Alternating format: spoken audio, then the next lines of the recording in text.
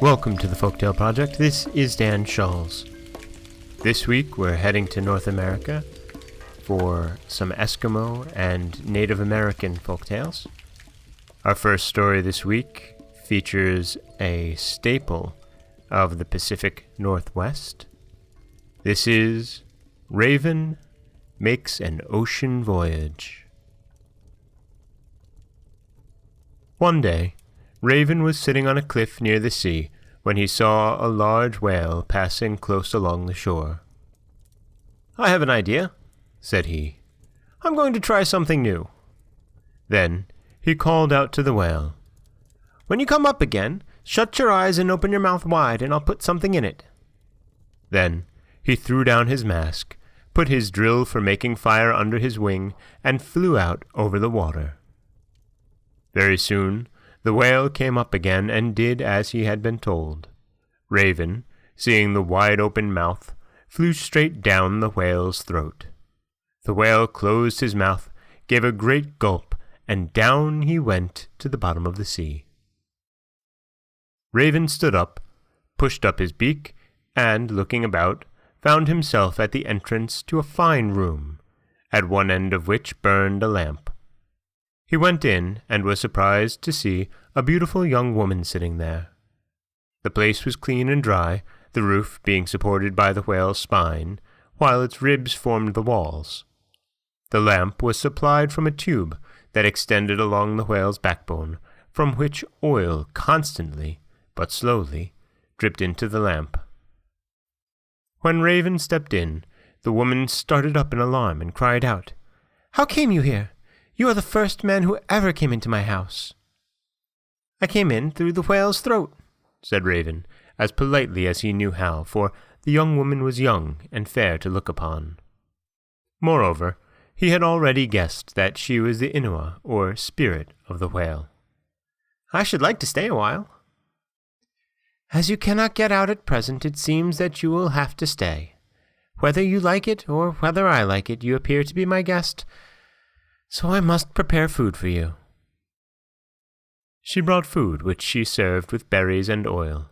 "These are berries which I gathered last summer," she said. For 4 days he remained there as the guest of the whale's spirit, and found it a very pleasant experience. But he continually wondered what the tube was that ran along the roof of the house. Whenever the spirit woman left the room, she said, "You must on no account touch that tube." And that only served to make him more curious.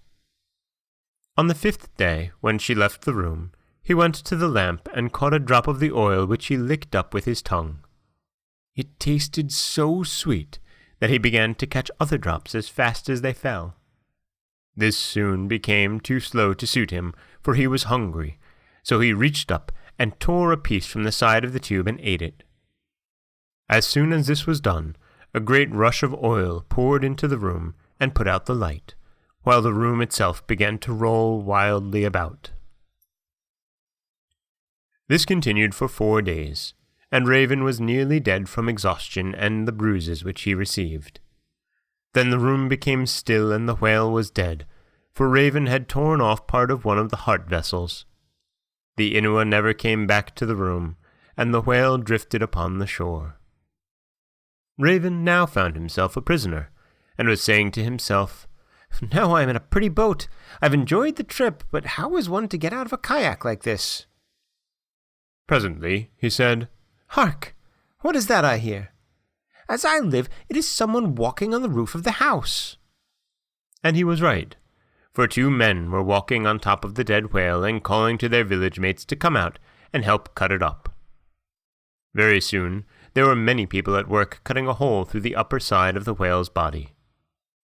Raven quickly pulled down his mask, becoming a bird, and crouched close in the farthest corner. When the hole was large enough, he watched his chance, and, while everybody was carrying a load of meat to the shore, he flew out and alighted on the top of a hill close by without being noticed. "Ah, my good fire drill, I have forgotten it," he exclaimed, remembering that he had left it behind. He quickly pushed up his beak and removed his raven coat, becoming a young man again. He started along the shore toward the whale. The people working on the dead animal saw a small, dark-colored man in a strangely made deerskin coat coming toward them, and they looked at him curiously. "Oh, you have found a fine large whale," said he, as he drew up near. "I will help you cut him up." He rolled up his sleeves and set to work. Very soon, a man cutting on the inside of the whale's body called out, "Ah, see what I've found! A fire drill inside a whale!" At once, the wily raven rolled down his sleeves and quit work, saying, "That is a bad sign, for my daughter has told me that if a fire drill is found in a whale, and people try to cut up that whale, many of them will die. I shall run away before the Inuwa of the whale catches me." And away he ran. When he was gone, the people looked at one another and said, "Well, perhaps he's right. We'd better go too." And away they all ran, each one trying to rub the oil from his hands as he went. From his hiding place, Raven looked on and laughed as he saw the people running away. Then he went back for his raven coat, and when he had put it on, and pulled down his beak, he flew into the carcass and began to cut it up and fly with chunks of the flesh to a cave on the shore. He did not dare go to it as a man, lest the villagers should see him and, discovering the trick he had played on them, should come back for the meat. As he chuckled over the feast in store for him, he said, "Thanks, Ghost of the Whale, for both the boat ride and for the feast." And that is the Eskimo folktale of Raven Makes an Ocean Voyage, in which we see Raven, in many ways the Iktomi of the Pacific Northwest, being his usual trickster self and going out and having some fun. This is Dan Scholes for the Folktale Project. Don't forget that you can subscribe to the podcast on Apple Podcasts, Stitcher, Google Play, Overcast, anywhere you like to get your podcasts. You can also follow us on Twitter at Folktale Project. You can find us on Auto Radio, TuneIn Radio, iHeartRadio, Spotify, anywhere that you like to listen. And you can always head over to folktaleproject.com, where you'll find a new story waiting for you every Monday, Wednesday, and Friday. Thank you so much for listening.